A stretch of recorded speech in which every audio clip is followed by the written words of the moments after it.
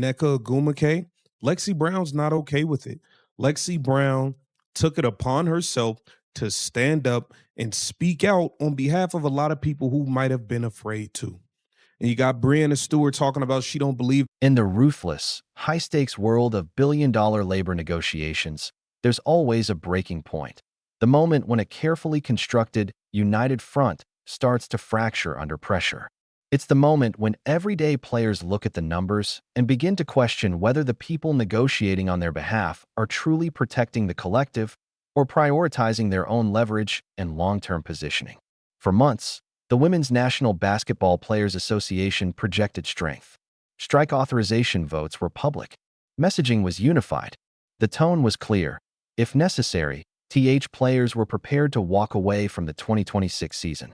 But as deadlines approach and pressure intensifies, the dynamic inside the league appears far more complicated than the public narrative suggests.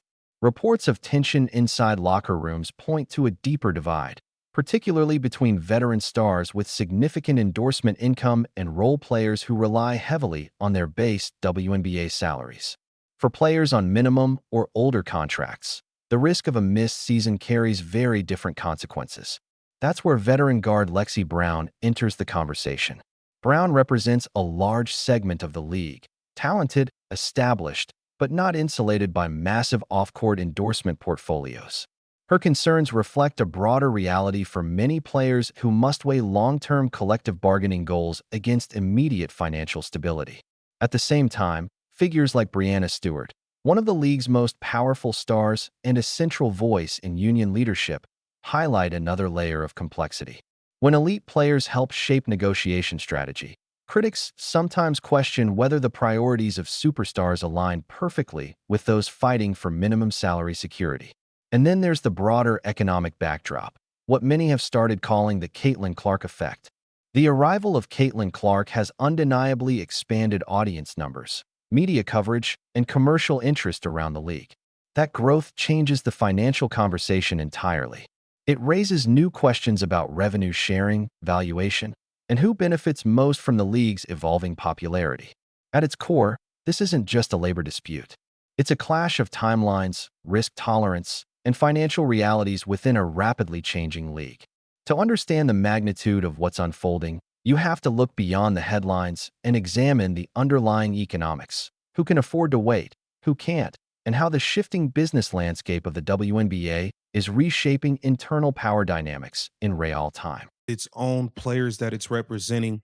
Lexie Brown is not happy with the moves that Breanna Stewart has been pulling. Nafisa Collier and Nneka Ogwumike. Lexie Brown's not okay with it. Lexie Brown. According to growing reports of internal tension, Lexie Brown is deeply frustrated with how negotiations have been handled by prominent union leaders like Breanna Stewart, Nafisa Collier, and Nneka Ogwumike. When a respected veteran openly questions members of an executive committee, that's not minor disagreement. That signals a serious confidence gap. It suggests that at least some players feel their personal financial realities are not fully reflected in the union's public posture. For players operating without massive endorsement cushions, the stakes are immediate and tangible. Missing games or an entire season doesn't just delay leverage. It affects rent, savings, and long-term security. That divide between star-level earners and role players is where much of the current tension appears to be centered. Brown's stance is being interpreted by some as representing a broader segment of the locker room. Players who are carefully reviewing the owner's latest proposal rather than reacting solely to the public framing of it. That proposal reportedly includes guaranteed base salary increases and a significant housing concession, with ownership groups agreeing to cover player housing costs. In high-cost markets, that benefit alone could represent a major financial shift for players earning around $90,000 annually. For many, housing support isn't symbolic, it's transformative. This is where the conflict becomes less emotional and more mathematical. Union leadership has characterized elements of the offer as insufficient relative to league growth. But some rank-and-file players are evaluating the guaranteed gains in front of them and asking a different question. Is rejecting this proposal worth the risk of escalation? Instead of anger being directed exclusively at ownership, frustration in some circles appears to be turning inward, toward strategy, messaging, and whether the current negotiation path aligns with the financial risk tolerance of the league's middle tier. At its core, this isn't simply a battle between billionaires and players. It's a debate within the WNBA itself about timing, leverage, and how to balance long-term structural change with immediate economic security. And that internal debate may ultimately shape the outcome more than anything happening across the bargaining table. Near unanimous vote. Now, that let it be known, it's very clear there are a lot of people, players, who are fine with the numbers and with the offer that the WNBA has sent, who want to sign and move. There's a growing sense that not every player views the current proposal the same way. Behind the scenes, some players reportedly feel the numbers on the table are workable. They see guaranteed salary increases. They see housing covered. They see immediate, tangible benefits. And they're asking a simple question: why not sign and move forward? From their perspective, prolonged escalation carries real personal risk. For players without major endorsement portfolios, a missed paycheck isn't theoretical leverage. It's rent, bills, and financial stability. That divide is where the tension is intensifying. So players appear frustrated that the negotiation strategy is focused heavily on long-term revenue share structures that could take years to fully materialize, while the short-term guarantees are already concrete. To them, the debate isn't philosophical, it's practical. At the center of that scrutiny is Breanna Stewart, Vice President of the Women's National Basketball Players Association and one of the most accomplished players in the sport. Stewart is also a co-founder of Unrivaled, a separate off-season league that operates independently of the WNBA structure. That dual role has sparked debate. Critics argue it creates complicated optics. When a union leader has alternative earning platforms outside the primary league, some players may question whether everyone is experiencing negotiation pressure equally. Supporters counter that star players using their influence to build additional opportunities for women's basketball strengthens overall leverage and long-term earning potential. There needs to be some serious movement within the next week. Literally, is no longer simple.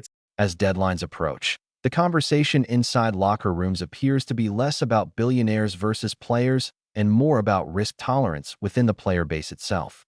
Some are prioritizing structural change and revenue evolution. Others are prioritizing guaranteed stability right now. That philosophical split, short-term security versus long-term transformation, may ultimately shape the direction of negotiations more than any public statement from ownership ever could. 0 messages remaining. Upgrade to ChatGPT Plus to keep the conversation going. Upgrade. Being negotiated. The PA is asking for gross, and the league, the WNBA, is asking to deal in an SBI, which is shared basketball income, where you negotiate how much money goes into that pot, and that's shared to the players. I don't know if a deal gets done by March 10th. Negotiations have been painfully slow. Let that sink in. Breanna Stewart can casually shrug and say she doesn't know if the season will happen because, for her, the stakes aren't the same. Stewart is financially insulated. She won't miss a paycheck, a meal, or a moment of stability if the WNBA cancels the 2026 season. She can pivot to her Unrivaled, collect her endorsement income, and keep living in comfort. She is playing high-stakes financial chicken with billionaire owners, but she's playing with the house's money. The Lexie Browns of the league, however, do not have that safety net. They don't have their own off-season leagues. They don't have multi-million-dollar shoe deals. If the season is canceled, their entire livelihood evaporates overnight. The working-class players are watching their own vice president dismiss the March 10th deadline, fully aware that her unwillingness to compromise is putting their ability to survive on the line.